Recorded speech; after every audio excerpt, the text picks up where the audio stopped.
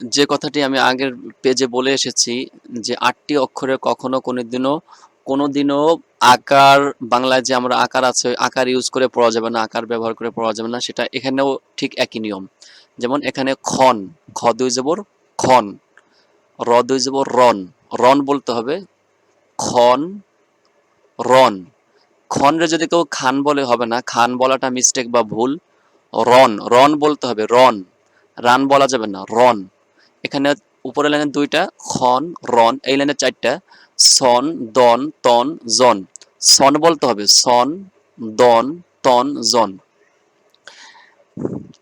এখন যদি আপনি তন রে তান বলেন তো তা হয়ে গেল, তান আকার, এটা আকার হবে, এটা আকার হবে না, তন তন, জন জন জন।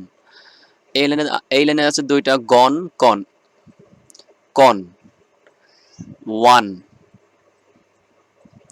এটা হচ্ছে উইন।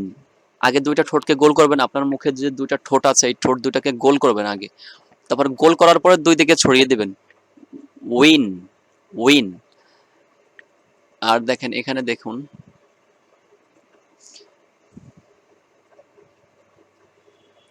এটা হচ্ছে উন,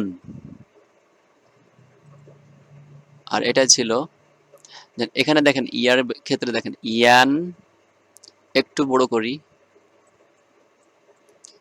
এটা হচ্ছে ইন, আর পরেরটা হবে ইউন, একটু বড় করি তাহলে দেখতে পাবেন ক্লিয়ার,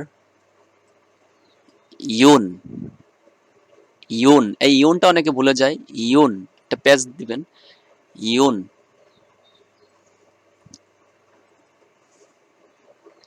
প্রতিটা পেজ, প্রতিটা কথা আপনার সম্পূর্ণভাবে শুনতে হবে, তাহলে শিখতে পারবেন।